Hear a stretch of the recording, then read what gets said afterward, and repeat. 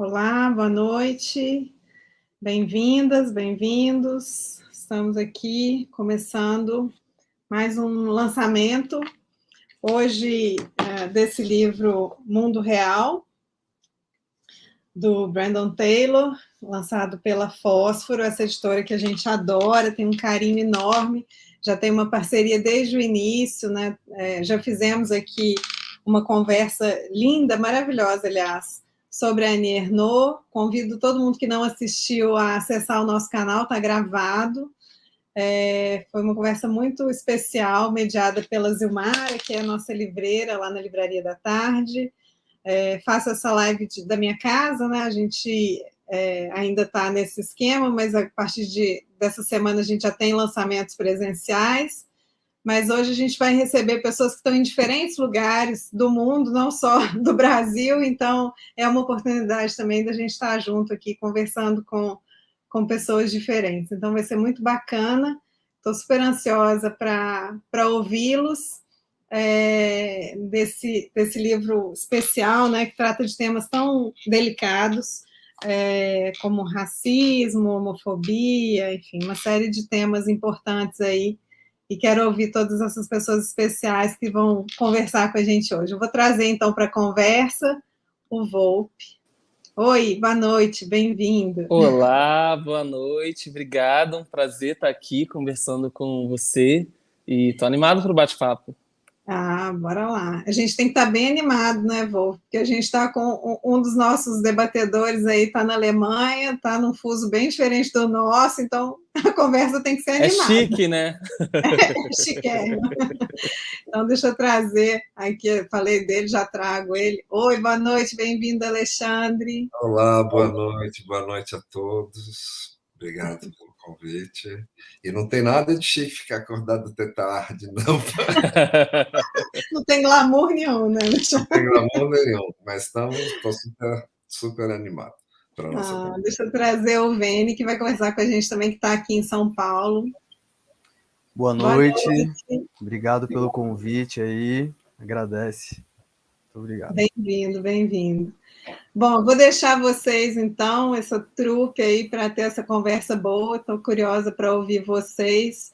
Já estou com um livreiro meu aqui me mandando mensagem que está super ansioso, porque ele leu e está assim, queria muito discutir, porque ficou com vários pontos na cabeça. Falei, então vem conversar com a gente. Já já ele está chegando aí, que é o Ageu. Boa conversa, boa noite. Obrigado. Obrigado, livraria.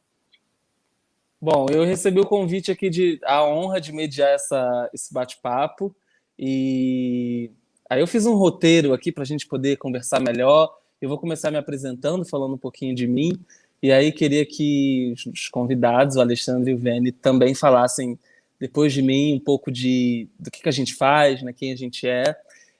Eu sou o Volpe, sou roteirista e sou escritor também, sou autor de 4 livros de ficção, incluindo um livro que chama Homens Pretos Não Choram, que é meu último livro. É um livro que vai sair agora, em fevereiro, pela HarperCollins. Eu era autor independente, agora estou fazendo essa transição. Trabalho com roteiro audiovisual também, escrevendo séries e filmes. E em 2020, no finalzinho do ano, eu fundei uma editora que chama Escureceu. Na Escureceu a gente resgata clássicos escritos por autores negros, nos 2 últimos séculos. Então, é um trabalho de garimpo literário que a gente tem feito por lá, com campanhas bem pontuais assim, de financiamento coletivo. A gente trabalha só com crowdfunding. Uma super honra estar aqui falando de um autor que eu descobri lendo o Real Life, que é a versão do livro em inglês, e agora poder falar aqui dele, ver esse lançamento, para mim é super legal, e uma honra estar aqui. Queria ouvir um pouco de vocês também, de apresentação. Por favor, Alexandre, pode ir. Obrigado, Vene.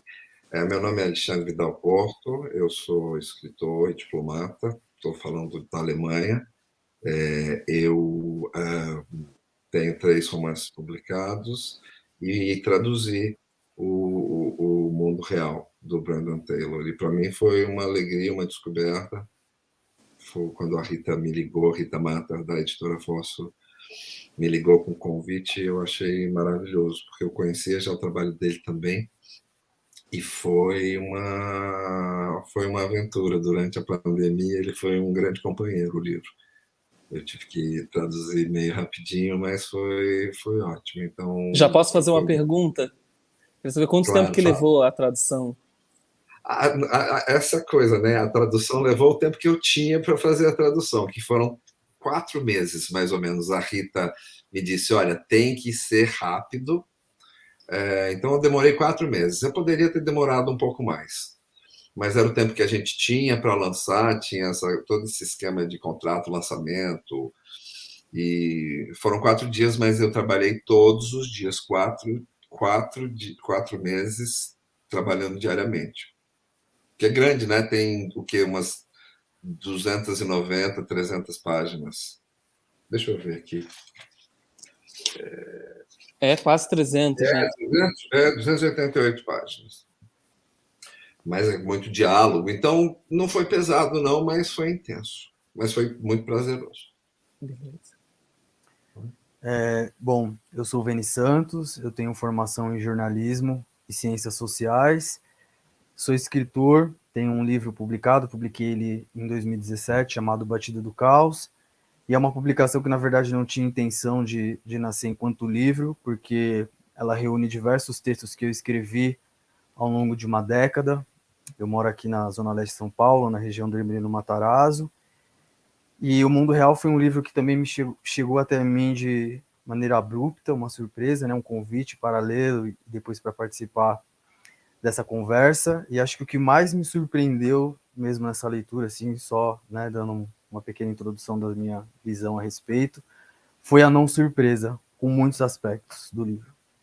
Eu me surpreendi por não me surpreender e por, de imediato, já com o nome Wallace, que é um nome comum na minha quebrada, Wallace Wellington Washington, eu já senti uma proximidade, isso só se alongou ao longo da leitura, e realmente, assim, é um livro que merece a atenção que recebeu. Muito bom. E parabéns pela tradução, Alexandre, porque em alguns momentos ali eu senti que não havia outra forma mais intensa de externalizar o que estava sendo dito, no contexto que estava sendo dito. Fiquei bem impressionado também com esse trabalho de tradução. Obrigado. Desculpa, te cortei. Não, é porque o livro é intenso mesmo, o livro é intenso, ele te puxa. Então, assim, para termos de tradução, não é um livro muito complicado, porque a linguagem não é muito complicada, nem muito peculiar, mas ele vai te puxando, ele vai te puxando. É muito... E em situações que, por exemplo, você se surpreendeu por não se surpreender. Eu me surpreendi de verdade, mas depois a gente discute isso. Né? O Veni já adiantou um pouco da próxima pergunta que eu ia fazer, né? Aliás, da primeira pergunta, mas eu vou falar para quem está chegando agora. Estou vendo que tem pessoas chegando agora na live, e a gente está falando desse livro aqui, que é O Mundo Real, do Brandon Taylor, é um lançamento da Fósforo.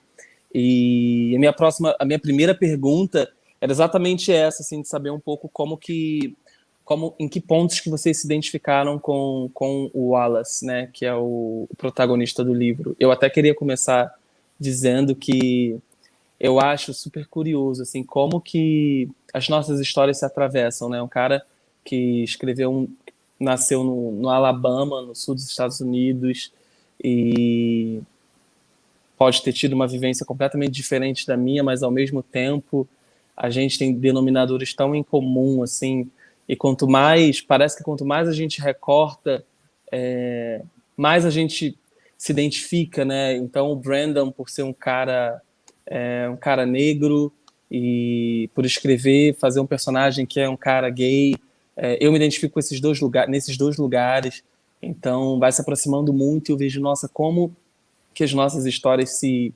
atravessam. Esse cara podia ter sido eu, e eu conheço muitos caras com a mesma história do Wallace.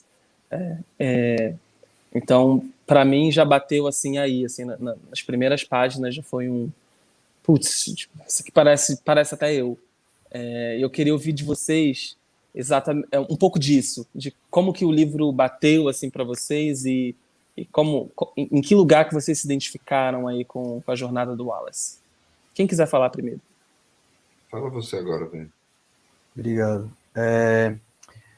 Além desse aspecto, né, que eu citei, de não ter, a surpresa foi não me surpreender, tem algo que eu acho que faz parte não só da minha escrita, mas do que eu busco na leitura, que é uma espécie de imagem que eu uso para explicar a forma como eu enxergo algumas histórias e tudo mais, que é a capacidade que a gente tem de olhar para cantos que ninguém vê, assim, né?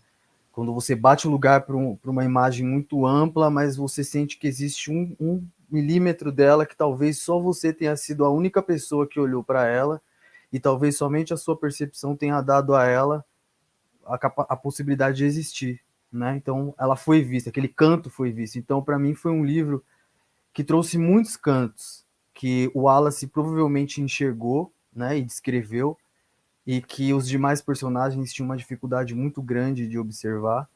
Então, esse livro, para mim, foi como se eu estivesse olhando para o mesmo canto que que o Wallace olhou, e que provavelmente o Brandon também, na hora de fazer a descrição e construir toda essa narrativa. E é aí que morava a centralidade das questões dele, né? Então, talvez o que parecia ser um canto à parte era justamente o canto que era a parte de toda a história, né? A sua subjetividade, a sua vida prática, a sua rotina prática e acadêmica, esses são os outros aspectos. Eu acho que quando você tem um livro de extrema intensidade, mas que na verdade retrata um final de semana, um período curto, cronologicamente falando, mas tão denso, isso desperta em mim justamente essa sensação de que o tempo sempre foi, né, sempre será uma construção social, e ele tem o seu devido passar ou não passar, de acordo com o quanto a gente consegue prestar atenção nesses cantos, nesses lugares que ninguém consegue enxergar, ou que talvez não enxergam por considerarem banais e tudo mais. Então, para mim foi como se eu tivesse sentado na minha calçada e trocado a ideia com o Alice, que com certeza teria sido um moleque que na infância teria sido meu amigo, também por várias questões que nós temos de semelhança aí, enquanto existência e tudo mais. O fato dele também ter vindo de uma região pobre, de uma origem pobre, né? Isso também reconfigura tudo que a gente pode achar que entende sobre o que é ser uma pessoa negra, ou sobre o que é ser uma pessoa queer, ou uma pessoa homossexual, ou LGBTQIA+, no geral. Então, foi uma conversa, né? Uma conversa corriqueira. E como toda conversa corriqueira, a gente acha que não vai se surpreender com o mais do mesmo, ou com a familiaridade, é justamente isso que nos surpreende, né? Acho que essa foi a minha primeira impressão, uma conversa do cotidiano mesmo. Comigo foi um pouco. Foi menos identificação e mais surpresa, eu diria, desvelamento de uma realidade. Porque, na verdade, eu estava ali numa situação neutra, de ter de traduzir, simplesmente traduzir. Inclusive, eu tenho que manter um certo distanciamento emocional do que eu estou traduzindo. Mas eu tinha ali, porque ele tinha. O Wallace, se a gente pensar, né, o livro descreve um fim de semana, assim, um ponto de inflexão na vida dele. Naquele fim de semana, ele vai tomar decisões importantes na vida dele. Então, a cabeça dele está a mil. E eu acho que são, assim, 4 eixos que ele tem. Eu acho que são 4, porque são a morte do pai, o pai dele morreu há pouco tempo, e eu não sei se já passaram por essa experiência. Quem não passou, espero que demore muito para passar, mas é uma coisa muito desorientadora você perder seu pai. Por mais que você tenha uma relação distante que seja, mas é sempre muito, muito violento, né? Então, ele tinha perdido o pai há pouco tempo, ele estava numa relação mal explicada e mal resolvida com um cara que nem sequer se considerava gay, era uma coisa, eu sou um hétero curioso, então tinha esse aspecto de rejeição também, né, que é outra coisa que não é legal ter. A quarta coisa era as experiências, porque ele tá numa universidade, um aluno de... Esse fim de semana eu estou falando isso só para as pessoas que não lerem terem uma noção, assim, Perfeito. né?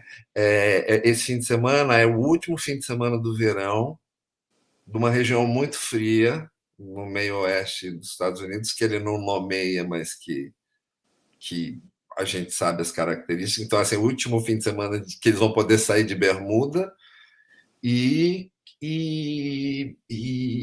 ele tá no quarto ano do doutorado e tá com as coisas as experiências dele lá estão dando errado, as experiências de laboratório. Então tem essa coisa do fracasso e tem o grande sentimento de exclusão de ele era o primeiro negro em 30 anos naquele programa acadêmico. Isso mesmo. Né? E além de ser gay, mas ser gay era uma coisa já totalmente normal, mainstream ali. Ali o não pertencimento vinha da situação de ele ser um cientista negro do Alabama. Então, são esses 4 eixos, né? Então, eu faço, o que eu me identifiquei? Eu não me identifiquei muito, na verdade, com nada, porque as nossas vidas eram muito diferentes, mas com esse estranhamento, com esse não pertencimento, com, tipo, o que eu estou fazendo aqui? Meu Deus do céu, onde eu fui amarrar minha égua? Ou eu não sou capaz de fazer isso? Eu acho que todo mundo já sentiu uma espécie de síndrome de impostor, mas não é uma síndrome de impostor que vem de dentro, impõe em você, são assim desgastes na sua dignidade todo dia e que fazem com que você comece a duvidar da tua capacidade, da verdade, da necessidade, da justiça de você estar no lugar que você está ocupando. Então, foi assim um negócio que claro que eu sabia parar e analisar, mas eu nunca tinha lidado com a experiência de um cara jovem, queer, negro, cientista numa universidade dos Estados Unidos. E eu acho que isso é muito importante, que isso esteja registrado, que essa sensibilidade, que essa experiência esteja. Então é isso que o livro me surpreendeu no que ele representa e no que ele é. Sabe, assim, não sei, não sei se eu extrapolei, mas assim não, faz todo sentido. Né? Faz muito sentido. Inclusive, até complementando, na verdade não complementa, mas eu adoro essa coisa de que isso é um registro também, né? É quase que um documento de uma vivência que a gente não está acostumada a ver num lugar de protagonismo, né? De repente, na ficção. Então isso é legal demais. E a gente não está dois níveis de protagonismo aí que a gente não está acostumado. Primeiro, essa representação de um negro queer no ambiente acadêmico americano, branco. Né? Essa experiência quase a experiência do próprio Brandon Taylor. Ele é do Alabama, ele é assim. Inclusive, ele foi bolsista também durante muito tempo. É uma coisa assim, quase um alter ego ali, meio. E é importante que isso esteja registrado. E o segundo protagonismo é um autor negro, finalista do Booker Prize, entendeu? Nas bocas, digamos assim, de Nova York e Londres. Então, são 2 protagonistas. Ele é super jovem, tem 30 anos de idade. Então, sabe, deixa um registro ali. Porque o que você tem? Essa coisa de campus, esses campus novels que eles chamam. É tudo branco, é tudo. É uma outra experiência. Né? Sim, sim. Agora, Alexandre, você falou uma coisa que me atravessou muito durante a leitura, que foi a perda, né? A perda do pai. A perda do pai é uma temática que vai do começo até o final, né, dessa narrativa. E eu perdi meu pai em dezembro para a Covid e foi um buraco, assim, de repente, né, do nada. E eu, na minha família, eu vi muitas cenas de violência doméstica, por exemplo. Então eu cresci com um certo distanciamento do meu pai. Levou muito tempo para a gente se entender. E depois, quando a gente se entendeu, ele viveu pouco tempo. E aí, quando eu perdi meu pai em dezembro de 2020, eu fiquei num lugar muito parecido, inclusive, do Wallace, que era de não ter que às vezes não queria falar disso porque as pessoas vão falar sobre, mas as pessoas não sabem o que eu sinto, as pessoas não conhecem qual que era a minha relação com meu pai, e as condolências são estranhas. E eu acho que a gente tem uma dificuldade muito grande assim de elaborar a morte. A gente meio que a gente não se prepara, né? Ninguém quer falar desse assunto, né? Ninguém quer falar da morte. A morte é um arquétipo, cara com uma capa na cabeça e uma foice. Cuidados paliativos é um assunto que, putz, ninguém quer falar, né? A gente não fala disso, e aí quando acontece, a gente não sabe o que fazer, não sabe o que pensar. E aí também vale dizer que a gente está lidando com o luto, né, que também é uma temática desse livro, de forma muito visceral nesses últimos meses. Muitas pessoas perdendo muitos entes queridos, e etc. Eu queria ouvir um pouco de vocês, como que essa relação de paternidade, perda. O Alexandre falou um pouco que parece que viveu também perda do pai. Isso, como é que foi ler isso no Wallace e como que isso se espelhou em vocês, ou deu para elaborar alguma coisa a mais? O que vocês sentiram do Wallace nisso? Alguém quer comentar? E uma coisa que você falou, Volpe, que eu achei bem interessante, é a gente não é preparado para lidar com o luto, né? A gente não, na verdade, eu acho que nós somos preparados para lidar com um tipo de luto que é baseado numa cultura ocidental, europeia, com bases cristãs, e que é um lamento muito profundo, e que às vezes a gente entende que o que nos é ensinado não é como a gente sente de fato, e aí há uma discordância. E foi isso que eu senti a priori com o Wallace. Não é que ele era indiferente, não é que o Wallace era insensível, ou não é que ele simplesmente negligenciava o ocorrido em relação ao pai dele. Mas é que são formas diferentes de se sentir o luto a partir da experiência dele e da relação dele de paternidade, né?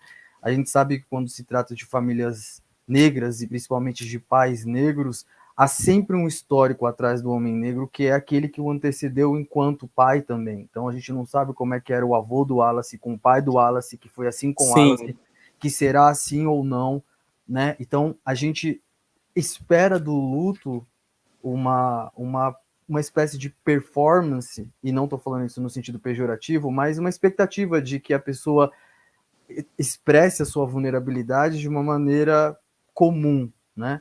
E nem sempre isso acontece. E aí eu estava até pensando, enquanto eu li essa questão do luto, que às vezes a gente sente tanta dor que não sente mais nada. E não é que a gente deixa de ser sensível, mas é que é tão profunda aquela agonia que você fica amortecido até ter tempo suficiente para o seu sentimento esfriar, assim, digamos, e você começar a sentir quais pontos de fato ficaram as feridas e tudo mais. O livro ele vai te levando para isso, né? O choro do Wallace diz muito sem precisar ser descrito.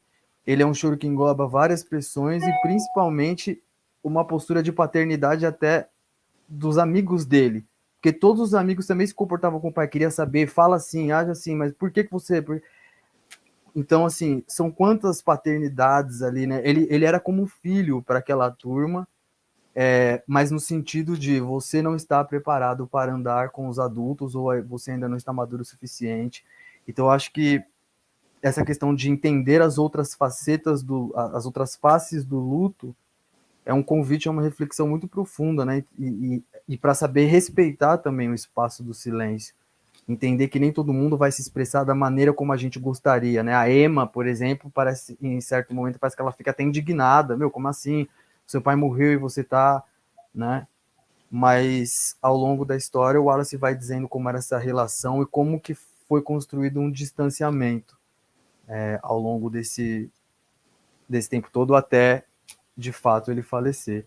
Eu acho que é importante a gente pensar nisso, né? Como é que a gente também interpreta o luto do outro sem colocar as nossas expectativas do que é o sofrimento. A morte do pai dele, o luto dele, assim, o sentimento de luto, a elaboração de luto, não foi o que me chamou mais a atenção. Eu interpretei um pouco a morte do pai dele e a reação dele à morte do pai dele, né? Como assim, quase de uma maneira simbólica, a morte do pai significasse todos os traumas do passado, inclusive mesmo a relação dele com o pai, que de alguma maneira já estava suspensa, né? Porque o pai, quando o pai saiu de casa, então eu acho que da mesma maneira que ele teve de resolver os problemas, teve que superar os traumas de alguma maneira, ou melhor, sobreviver aos traumas, ele sobreviveu à relação com o pai. E, de alguma maneira, voltar a estabelecer essa relação, mesmo que seja indo ao enterro do pai, era voltar a um trauma e voltar a um passado que ele já tinha superado, ao qual ele já tinha sobrevivido. Então, aquela história, voltar àquele passado dele, assim, eu não vou voltar, quase como se ele tivesse saído de um incêndio, de uma casa em chamas, e falasse assim, eu não vou voltar lá de novo, não, porque eu já sobrevivi a isso, vai que eu vou e cai uma viga em cima de mim e eu não saio mais. Entende? Eu acho que essa relação peculiar com o pai dele, né, ainda mostrava mais ainda a exclusão dele naquele grupo social, porque todo mundo aparentemente tinha famílias modelares, papai, mamãe, filhinho, cachorrinho, gatinho, passando férias, sei lá, nos parques nacionais dos Estados Unidos. Sim. E a família dele não era daquelas, sabe? E aquela velha história, às vezes as pessoas exigem de você, inclusive em relação aos seus pais, comportamentos padrão que não entram ali naquela relação. E eu acho que um pouco era isso, sabe?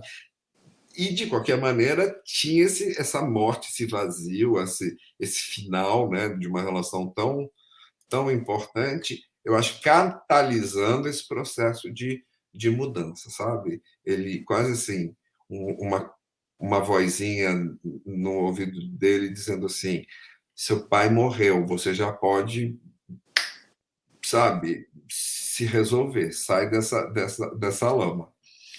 Então, eu não sei.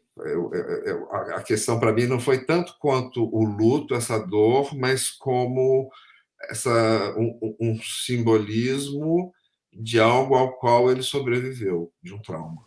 Sim, eu sinto que o tempo todo o Wallace, ele quer avançar, mas ele tem essas coisas do passado que meio que impedem ele, né? Então, enquanto ele não se resolve, enquanto ele não volta, enquanto ele não consegue ir para frente, né? Eu acho que isso aí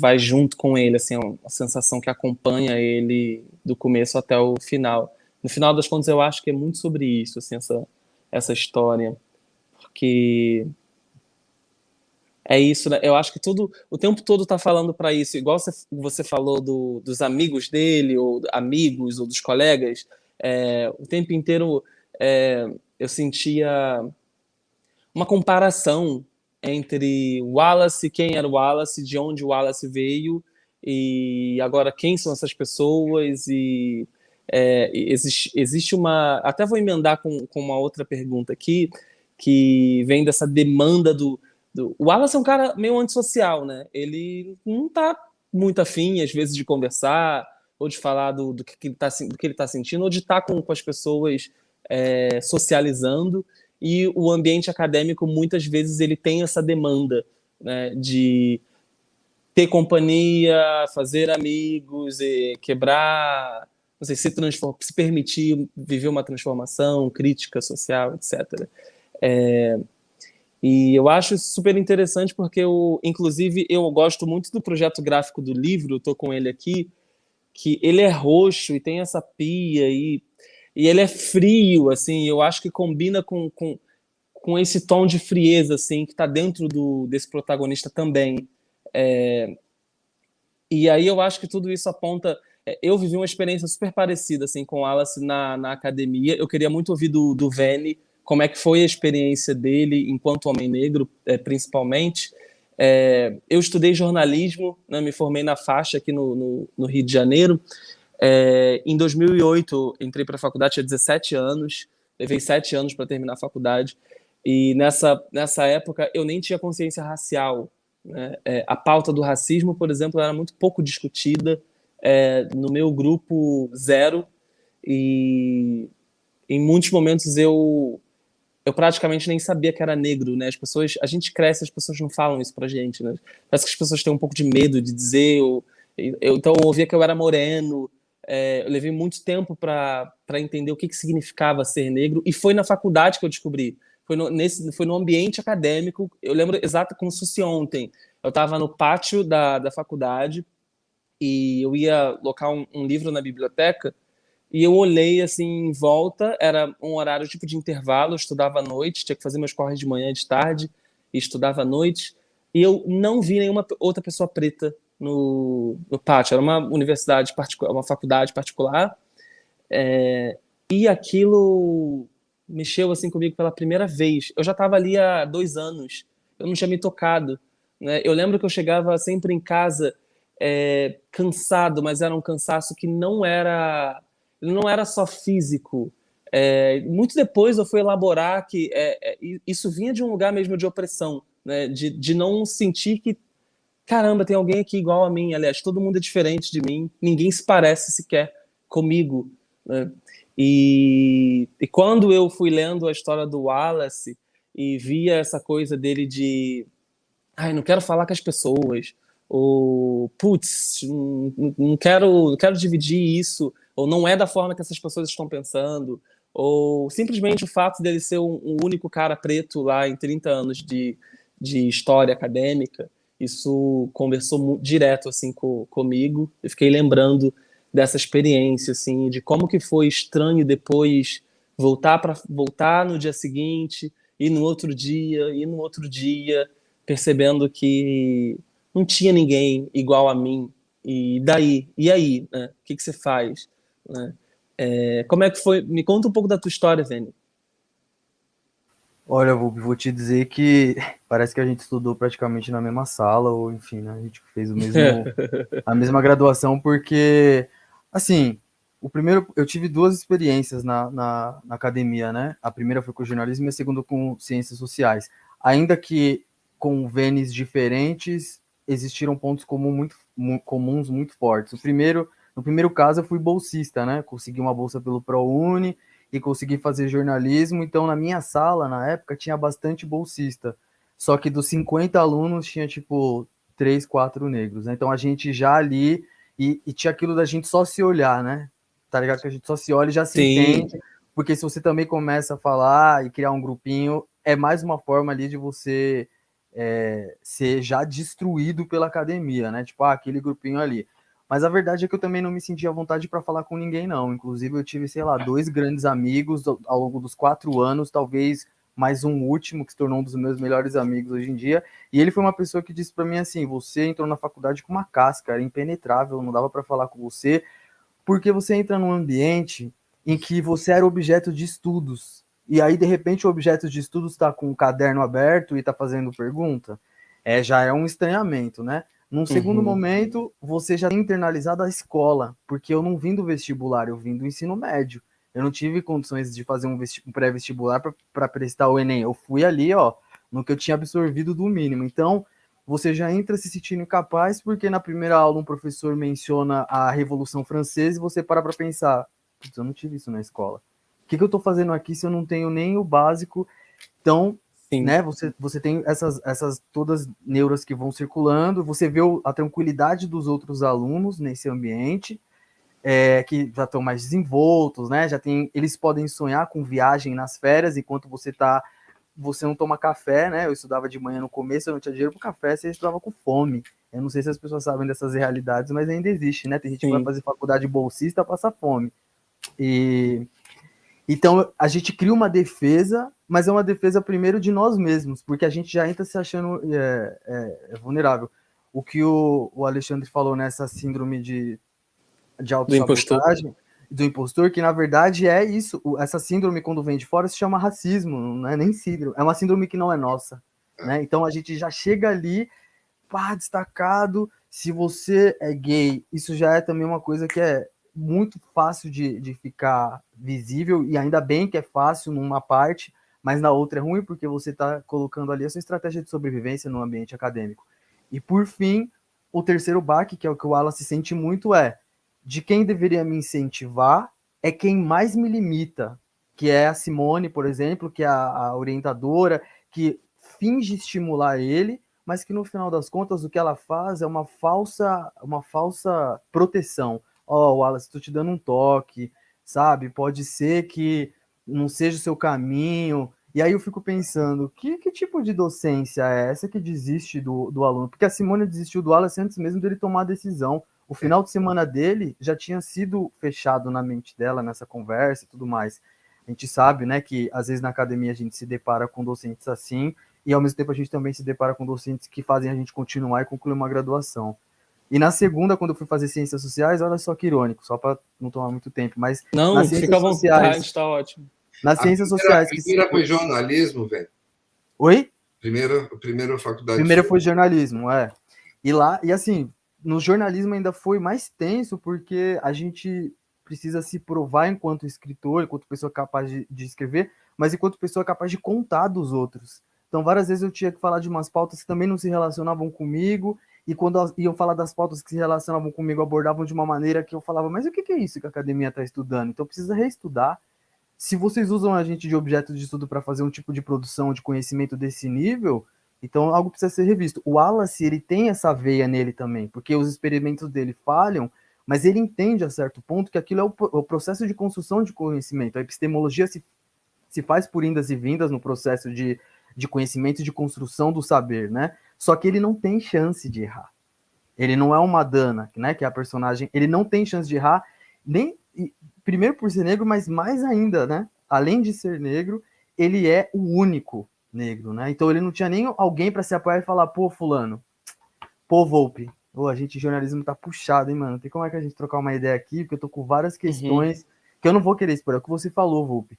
A gente às vezes não quer falar, porque falar é um processo terapêutico que a gente, teoricamente, deveria tratar com um profissional para isso, e não numa sala de aula, num palanque. Em ciências sociais teve muito disso. Um curso que é o berço da crítica, né, o berço da reflexão sobre a sociedade do progressismo. Eu estudei com muitos alunos no primeiro semestre já de esquerda, tinham lido 2 páginas do Capital, já se diziam marxistas e tudo mais. Só que quando os assuntos eram de asfalto, daquele chão que rala o joelho quando você cai, falavam umas coisas muito absurdas, jogavam racionais ali para se justificar. Então eu fui também me distanciando das pessoas que teoricamente eu deveria ter mais diálogo, né? Poucos foram aqueles que eu consegui conversar. Por quê? Muito tinha da postura dos amigos do Wallace, que é de já saber tudo sobre o Wallace. Eles falavam como eles já soubessem tudo sobre o Wallace, pelo fato do Wallace ser preto. Tanto que o Miller, na primeira conversinha, já jogou essa, né? Pô, achei que o seu grupo não ficava mais no fundo da sala. Porque eu sei que você é preto, eu sei que eu posso fazer essa piada com você, né? Ou como eu já ouvi na época que eu estudei, mas é você mesmo que escreve seus textos? Pô, você tá se achando porque você escreve bem, né? Então, isso que você colocou do processo acadêmico, a gente se fecha primeiro para se proteger, mas a gente se fecha também porque às vezes a gente não quer receber o que os outros têm para dar pra gente, porque não nos cabe, não nos agrega, não... Teve uma hora que o Wallace fala que ele passa por um grupo e vê um jovem negro de cabelo trançado e tal, e eles trocam um sorriso. Para mim, ali foi o maior diálogo que o Wallace teve com alguém que ele poderia conversar. Foi o maior diálogo, essa olhadinha pro irmão, o irmão olhou para ele, eles se reconheceram, veio à vontade, porque, você tá ligado, Volpe, a gente passa muito por isso do olhar e do não dizer, já dizendo tudo. É muito comum, né? É o que nos resta, mas é justamente isso que nos resta que é o que a gente tem e ninguém pode tirar, né? Que é essa comunicação silenciosa. O livro tem muito disso. Até me estendi, desculpa aí, Alexandre, mas acho que mas as coisas que você falou fizeram bastante sentido, essa consciência. Você está falando quando essa olhadinha dele para o outro cara negro é um sinal de consciência. E o que isso que você está falando, tem aquela história que se sente, né, no ambiente acadêmico. Eu tive, de alguma maneira, talvez mais até pela minha faixa etária do que pela situação. Eu comecei a minha faculdade aqui em São Paulo, fiz um semestre aqui e fui para o Ceará. Assim, caí no Ceará. E para mim foi muito difícil porque eu me sentia muito diferente. Eu nem era tão diferente, mas eu me sentia completamente diferente, completamente fora, ou seja, eu não pertencia de alguma maneira. E, sobretudo, também por ser gay, num ambiente extremamente machista. Imagina, estou falando de Ceará, começo dos anos 80, né? Então, tinha essas duas coisas que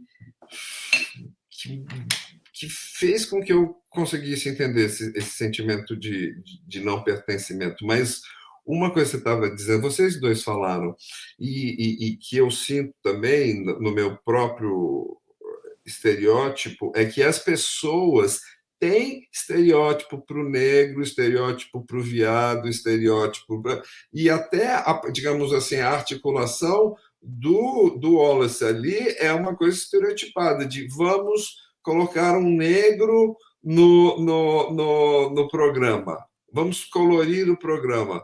Tirando, digamos, o que isso representa em termos de visibilidade, etc. e tal, não existia um entendimento dessa necessidade, ou até um respeito à dignidade do Wallace. E aí, por que você não quer? Por que você, sendo o único negro num ambiente branco e racista, você se retrai? Você se retrai porque várias das suas interações desgastam o seu sentido de dignidade, o seu sentido de amor próprio. Assim, por que eu estou tendo de lidar com uma pessoa que não vê o mínimo do óbvio da minha humanidade, da minha situação? Que só vê quem eu sou. Sabe esse tipo de coisa? Então, assim, para que eu vou ficar gastando bala com chimango? Vou ficar na minha. Sabe como é que é? Para que eu vou discutir com um idiota? Não vou discutir com o idiota, porque tem certas conclusões que as pessoas podem chegar sozinhas. Você ter um PhD, um pós-PhD. Você, sensibilidade, bom senso, fraternidade, solidariedade, tem vários elementos ali que te colocam na trilha certa de um entendimento que ali, para o Wallace, naquele aquele círculo social dele imediato, não tinha.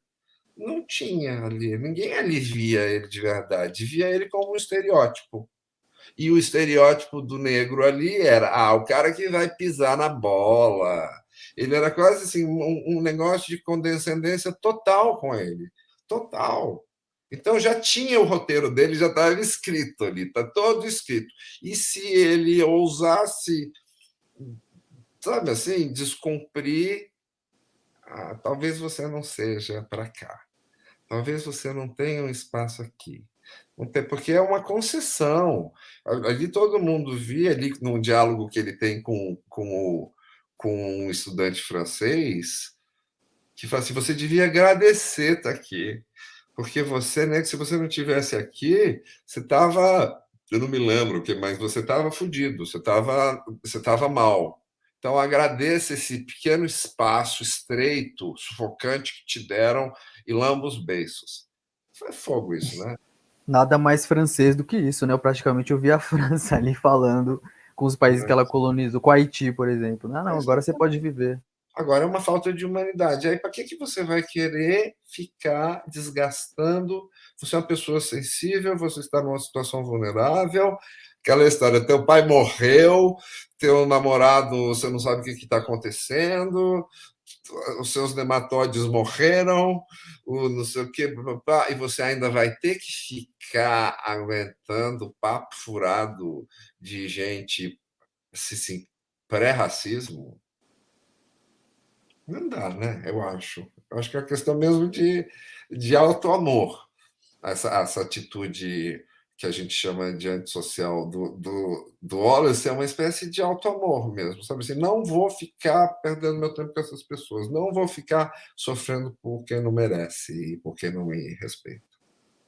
Eu acho que esse auto-amor tá ligado, é ligado diretamente à proteção também, né? é porque eu me amo que eu vou me proteger, né? E acho que é super interessante como que eu li uma entrevista do Brandon dizendo que ele tinha, primeira vez que ele esboçou o livro, ele queria falar, ele sabia que ele queria falar da solidão, mas daí ele não tinha tanta certeza se queria é, colocar isso, assim, da dimensão racial do Wallace, né? E aí quando ele leu o primeiro Wallace, da primeira versão, foi tipo, tudo bem, esse cara tá falando, eu tô escrevendo uma história sobre solidão, mas eu não posso ignorar as nuances de que esse é um cara preto num universo privilegiado e branco, né? E aí ele refez essa história, prestando atenção nessas nuances, e hoje eu só conheci o último texto, né? E que bom que ele. Fiquei pensando nisso, assim. Que bom que essas nuances estão ali, porque também é um lugar de escrita que é muito particular, né? Que eu sei porque eu vivi, né? Eu, de repente, não sei, só vou saber de alguém que tem vivência, que tem muita pesquisa e muita audição para poder extrair isso nesse lugar tão particular, assim. O Veni falou umas coisas aqui que agora eu que falo para você, que parece que a gente estudou na mesma sala, porque o jornalismo é a faculdade do tudo, né? Você tem de tudo um pouco ali, e eu também venho do ensino público. A educação pública tem profissionais maravilhosos, professores incríveis, mas não tem investimento. A gente sabe que é tudo escateado, e a gente chega. Eu também não tive vestibular, fiz pré-vestibular comunitário, e cheguei na faculdade e não sabia história, não sabia história do mundo. Então, tudo muito difícil, porque esse silêncio que a gente está falando aqui, do alto amor e da proteção, ele vem, mas ele parece que não é bem-vindo. As pessoas querem que você interaja, e elas pressupõem um comportamento ideal para você, elas te fazem as perguntas que elas acham que cabe, que você é capaz de responder. Quando elas acham que você não é capaz, elas não olham para você. Então, vivi muito isso assim na faculdade, e acho muito triste assim que a gente tenha que viver isso sem conseguir elaborar, né? Porque eu ficava super perdido, eu tinha 18, 19 anos, eu não conseguia pensar sobre isso, né? Então, hoje, quando eu vejo um livro desse, Mundo Real, para mim é uma puta oportunidade para quem já está nesses ambientes, sobretudo pessoas pretas que estão nesses ambientes privilegiados, que podem ter contato com uma história dessa e começarem a elaborar sobre a própria vida, né? Isso faz sentido? Faz muito sentido e principalmente porque é aquilo que eu falei lá no começo.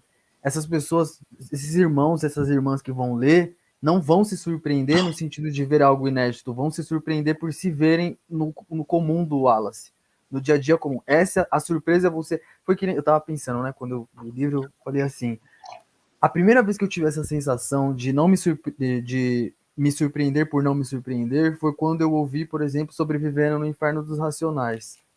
Porque eu fui ouvir o disco e faixa por faixa eu fui lendo a minha rua, a caçamba, a parte da rua que não era exposta, o parquinho que era um morro, aquele amigo que não tá mais junto com a gente, aquele fulano que a gente não podia colar, bababá, esquina, carro.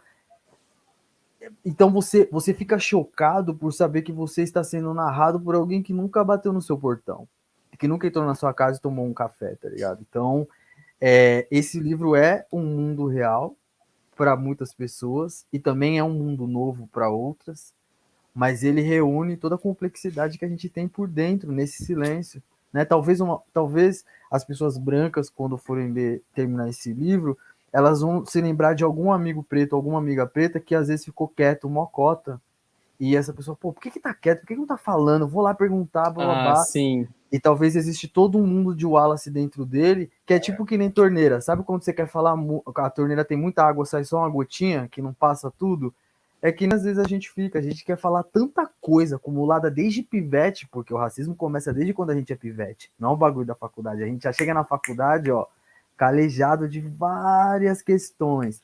E aí você tem tanta coisa para dizer que o bagulho não sai, né? E aí você se preserva, você decepciona, porque como você bem disse, Volpe, As pessoas criam essa expectativa, e o Alexandre também disse, né, que você chega na faculdade. Se você chegar na faculdade e você é gay, já acham que pode colocar a mão em você, fazer brincadeira, ou que você tem uma comicidade inata, tipo assim, não, é uma pessoa engraçada, tem que aceitar piada, tem que... Não é assim que funciona, né? Nunca foi assim que funciona. E quando você quebra com esses estereótipos, pô, ingrato, folgadinho, não, tem que excluir, deixa ele pra lá. Pô, crioulo folgado, uma maloqueira, até parece, né? Acho que a gente já chega calejado, já tem todas essas experiências. De repente, os inexperientes são os outros.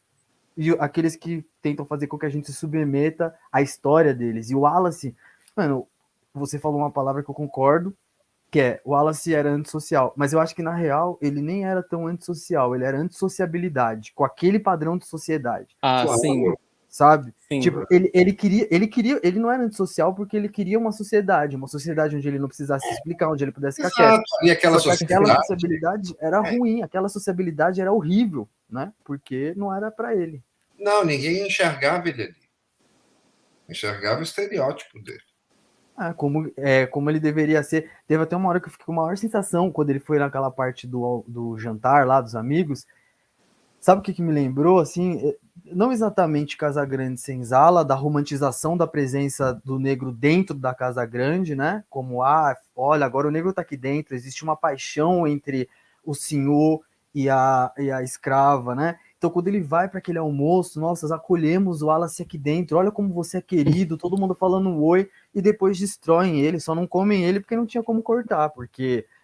Sabe, assim, colocam ele numa discussão que ele nem queria ter sido colocado, mas a gente sabe, eu pelo menos senti que esse jantar foi planejado justamente para o Wallace fazer o que o Cole não tinha coragem de fazer, que é dar o papo reto no namorado. Mas enfim, é praticamente como colocar a pessoa negra ou a pessoa gay no meio do palco e falar, dança, porque você foi feito para dançar. Se você não dançar, a gente vai cortar a música. Foi a sensação que eu tive. O papel social é esse. Né? Gente, tem pergunta aqui no chat. Eu vou fazer... Nossa, esse final agora do Vene... Tô quase escrevendo aqui separado, aqui, que eu sou escritor, né? Então fico de olho. Mas eu posso? Vou só falar uma coisa que eu acho que é um contraponto um pouco ao que a gente está dizendo, mas não contradiz. É só... Porque vocês vão se lembrar que ele fica fechado o tempo todo, né? nessa antissociabilidade, entre aspas, que a gente está chamando de antissociabilidade, mas autoproteção, enfim. E aí, mais para o final, assim, no final do fim de semana, já perto dele tomar as decisões dele, ele percebe que tinha outras pessoas ali também sofrendo e que ele não viu, né? E que, de alguma maneira, ele também subestimou essas outras pessoas. Ele também projetou um certo estereótipo. Eu acho que era Sara o nome dela. A amiga asiática, né? Médico, isso e aquilo outro, que sofria também racismo, ela se sentia diferente e afastada. E o Miller, que tinha uma história de abuso muito forte também, e que ele não imaginava. Então, de alguma maneira, embora o livro reconheça essa singularidade dele, homem preto no ambiente acadêmico branco, e tudo que isso põe nas tuas costas e no teu coração, né? Mas também estende uma mão e dizendo assim, você não está sozinho, essa tua humanidade comum, que é a mesma humanidade comum que vocês leem, né? A gente lê e a gente se identifica. Ele reconheceu, sei lá, no cara que provavelmente virou o namorado dele e uma menina que ficou mais próxima a ele, né? Então, ou seja, ele não estava sozinho como ele achava que ele estava.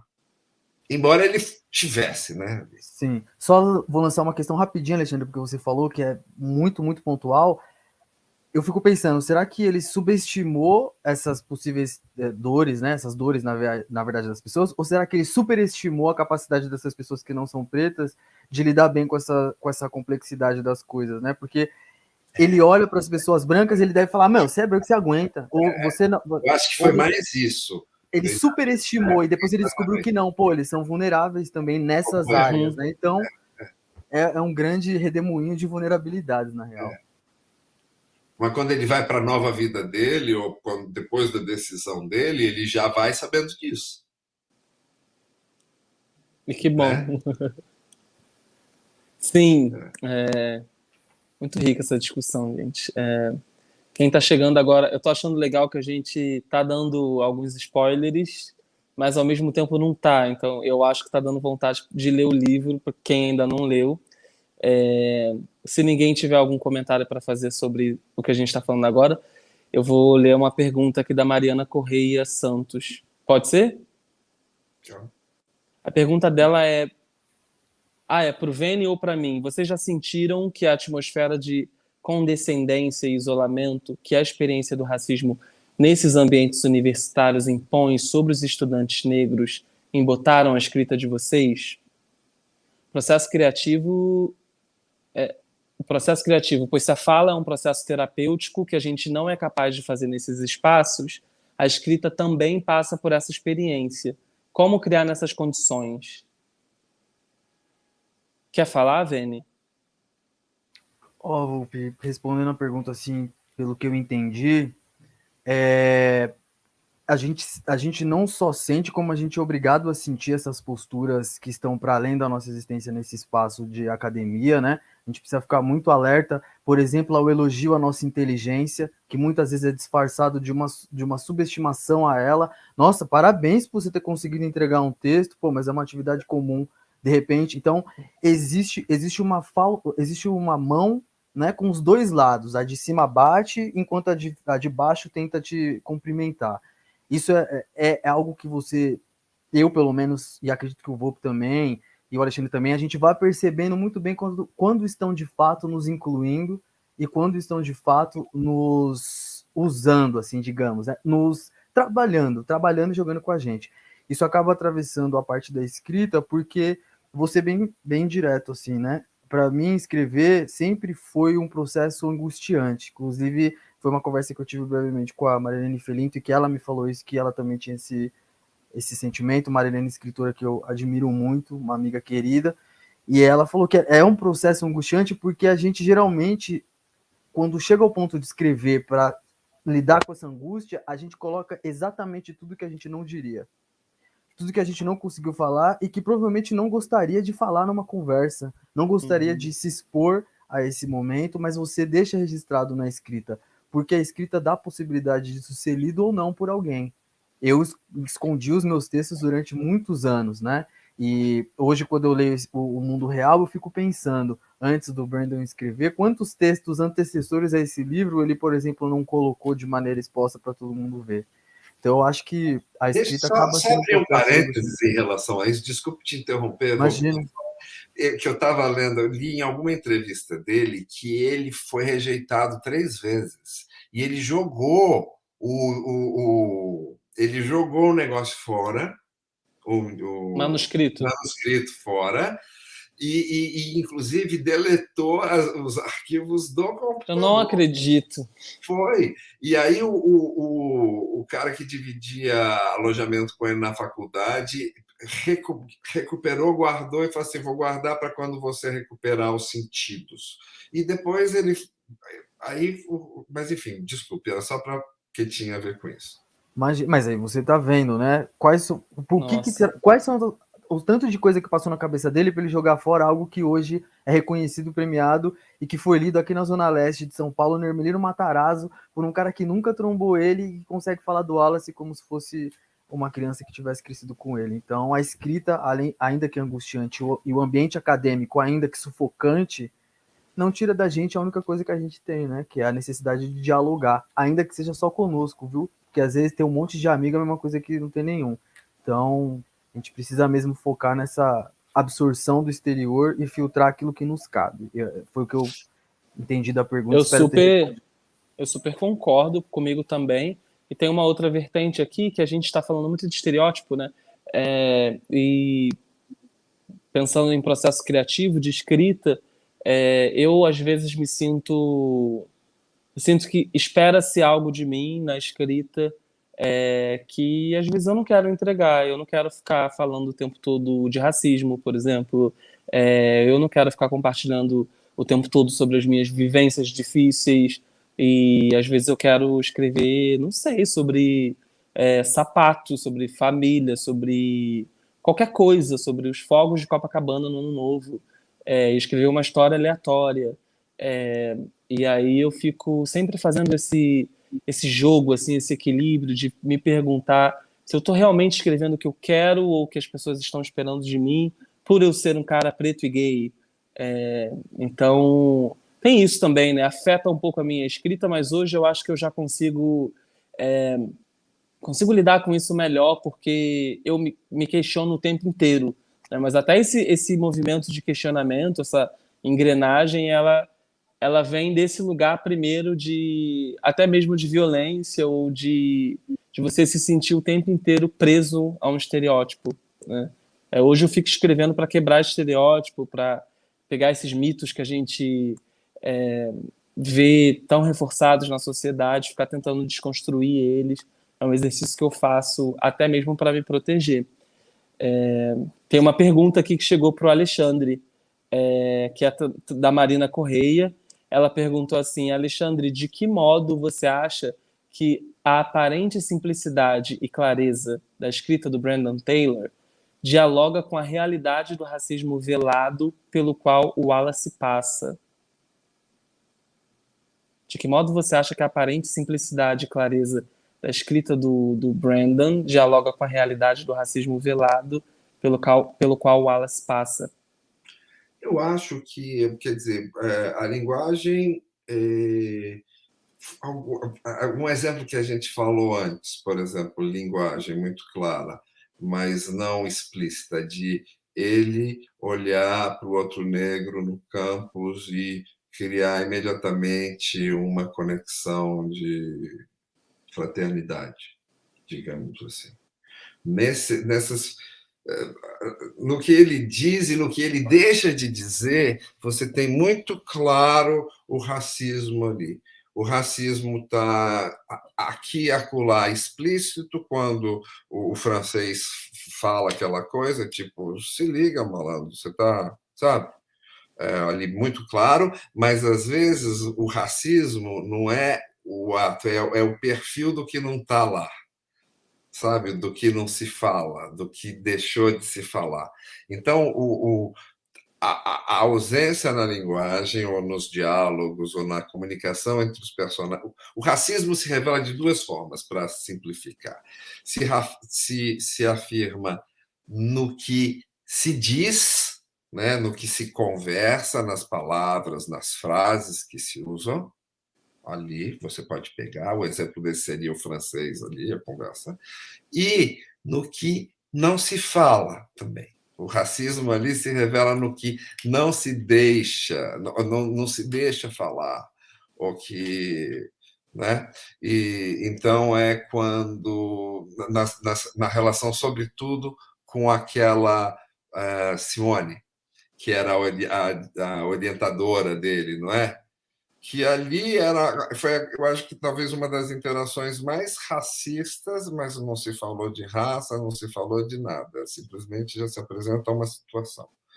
Então, eu acho que é um pouco isso, mas o racismo é muito mais, apesar de ele ser negro e gay, que seriam duas identidades assim que o excluiriam, o que o exclui mesmo é a identidade negra, sulista, Sim. do Alabama. Lá, ser gay é mainstream naquele grupo. Então, essa questão não se coloca. E eu acho que isso mostra para uma pessoa, sei lá, gay, que nunca tenha sofrido racismo, que existem outras Sim, formas demais. de opressão que se compõem, entendeu? Porque tudo bem que ali o Wallace não estava sendo oprimido por ser gay, Mas tira o Wallace e coloca em um outro lugar, ele vai ser oprimido por ser gay, por ser negro, e por ser isso, por ser aquilo, por ser aquilo outro, entendeu? São vários níveis de opressão que vão se acumulando. E na vida dele você vê bem isso. Porque ali na universidade, ser gay não era um problema, mas na infância do Alabama era. Né? Na relação familiar era. Exatamente. Então, eu acho que é isso. Né? Perfeito. Gente, a gente está chegando no final aqui da nossa conversa. O tempo passou rápido, a gente já tem 1 hora aqui de live. E vamos finalizar. Assim, queria agradecer primeiro a editora Fósforo, né, pela oportunidade de a gente estar aqui discutindo esse livro de temática super essencial, né, necessária. E agradecer também os meus convidados aqui que me ouviram falar durante esse tempinho. E queria também aproveitar para a gente deixar os nossos arrobas, para quem quiser acompanhar nosso trabalho e nossa vida na rede social. O meu arroba é Volpe, no Instagram, e no Twitter eu sou Stefano Volpe. E vocês? Eu tenho um perfil do escritor, que é venisantos.escritor no Instagram, e eu também sou colunista na Folha Ilustrada, publico colunas quinzenalmente, aí é só colocar no site da Folha Veni Santos que tem os meus textos publicados lá. Eu te acompanho na Folha, hein? Obrigado. Sim. Aí, pelo menos sou fã, né? Eu sou fã. Não, obrigado, valeu, fico até assim, lisonjeado, porque é um escritor, irmão escritor, ainda mais, tem um peso maior. Obrigado, editora Fósforo, pelo convite aí, mandaram muito bem, principalmente na escolha do livro, li às cegas e meus olhos se abriram ainda mais, viu? Muito obrigado. E Alexandre também, depois eu quero te perguntar um termo do livro que eu esqueci, queria muito saber que ele, tem uma hora que ele fala assim, o Wallace não chama de racismo, ele chama de outra coisa, uma sombra, eu perdi essa página, depois eu quero achar, porque achei o termo muito bem traduzido, falei, ficou certeiro ali. Beleza. E eu sou no Instagram, eu sou @AlexVidalPorto. No Twitter eu sou Vidal Porto. E eu também fui colunista da Folha há 4 anos. Eu tenho ali na página deles uns 150 artigos para quem tiver interesse. E os meus livros saem pela Companhia das Letras e o último deles foi Cloro. E é isso. E para mim foi um prazer participar, foi um prazer traduzir o livro, né? E é isso. Seguimos, né? Abrindo olhos das pessoas. Pessoal da livraria volta? Livraria da Tarde?